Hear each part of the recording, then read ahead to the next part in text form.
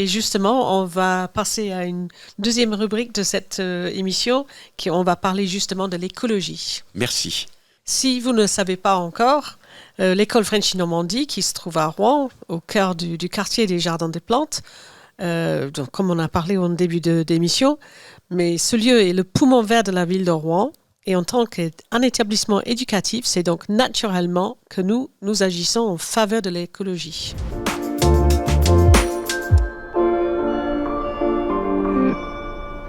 Mais alors, Ellery, à Frenchy Normandie, qu'est-ce qu'on fait pour la planète et est-ce qu'on réduit vraiment notre empreinte carbone ? On essaie au moins, Malika. On va peut-être expliquer à nos amis auditeurs ce que nous faisons concrètement. Récemment, lors de la Journée internationale de la Terre, j'ai passé un week-end un petit peu à réfléchir à la manière dont nous, moi-même et puis l'école, on pourrait faire une différence. On sait aujourd'hui à quel point le réchauffement climatique est une menace pour l'environnement. Et même si je n'ai pas de petits-enfants, comme Bernard, il nous en a parlé, mais même si moi, j'en ai pas, ces propos m'inquiètent profondément. Donc, j'ai commencé à lister tout ce que Frenchy Normandie a fait ou pourrait faire à l'avenir pour contribuer à notre manière. Vous savez, en français, on dit que les petits ruisseaux font les grandes rivières, ce qui veut dire que toutes les petites actions réunies peuvent avoir un impact beaucoup plus grand. Avant la pandémie, je voyageais beaucoup en avion pour commercialiser l'école. Je voyageais bien sûr avec Air France, car à la compagnie, il y a un programme qui compense l'empreinte carbone des passagers. Mais ça, évidemment, c'était avant la pandémie. Maintenant, on voyage beaucoup moins et on va voyager beaucoup moins, je pense. Ce qui, paradoxalement, a sans doute amélioré notre impact en tant que société. J'ai remarqué que nos étudiants aussi, surtout européens, préfèrent venir maintenant, ici chez nous, en bus ou en train plutôt qu'en avion. Et oui, c'est une bonne chose, les mentalités évoluent et c'est important que chacun s'implique dans la préservation de notre environnement. Et donc, Ellery, quelles sont concrètement les actions que tu as mises en place ici à Frenchy Normandie ? Que nous avons mis en place, Malika, parce que sans toi, ça n'a pas eu très facile à mettre des choses en place. Ma réflexion lors de cette fameuse journée de la Terre portait sur des actions, propositions pour rendre notre école Frenchy Normandie beaucoup plus verte. Voilà quelques-unes. J'ai vérifié nos banques et les partenaires financiers. Est-ce qu'ils investissent ou soutiennent des énergies renouvelables ? Certains organismes s'engagent pour compenser l'impact de leur activité, ce qui est le cas de nos partenaires financiers. J'ai fait attention que nos partenaires de restauration n'utilisent que des produits frais et locaux et qu'ils offrent des choses différentes, ce n'est pas simplement de la viande. Pareil pour nos cafés et restaurants favoris de Rouen. Nous ne ferons pas de promotion auprès de nos étudiants pour ceux qui ne s'engagent pas. Nos produits d'entretien, papier toilette, essuie-mains sont tous verts et respectueux de l'environnement et, accessoirement, de notre personnel et de nos étudiants.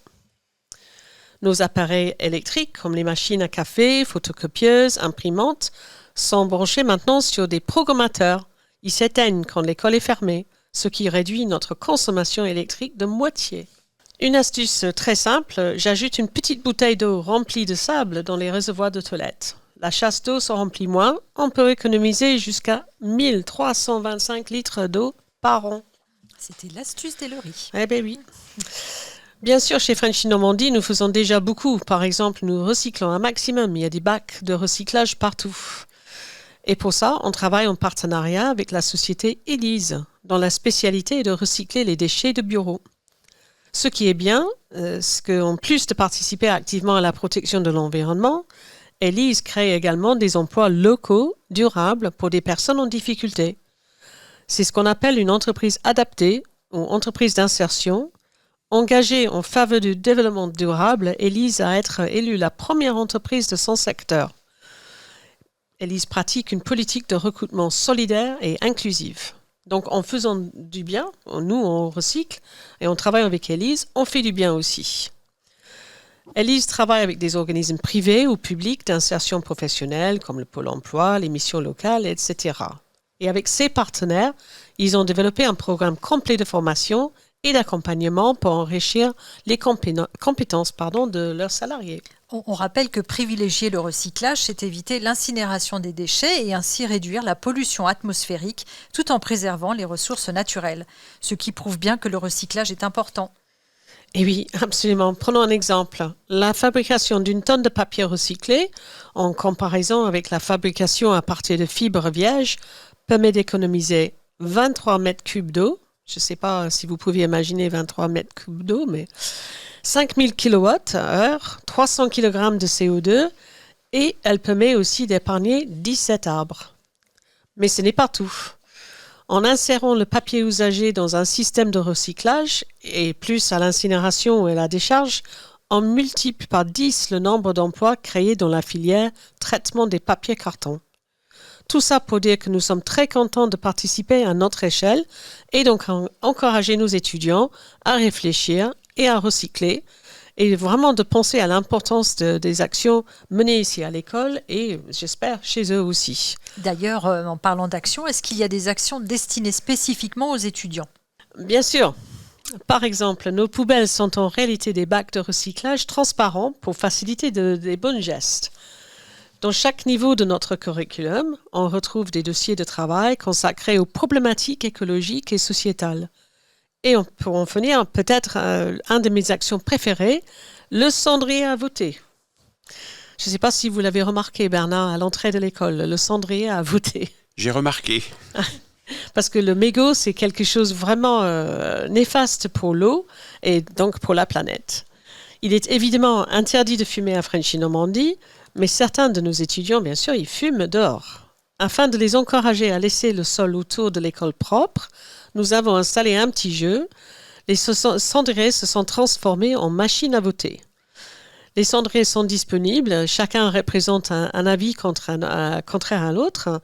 Ainsi, quand un étudiant termine sa cigarette, il peut jeter son mégot dans un cendrier ou un autre et ainsi voter. Par exemple, quel est votre plat préféré?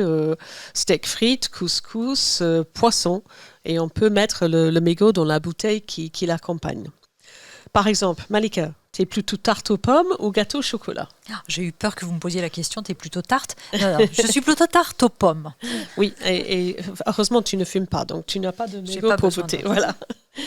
Il faut savoir qu'un mégot jeté par terre finit par s'introduire dans un cours d'eau dans lequel il reste des décennies tout en polluant les ressources fondamentales.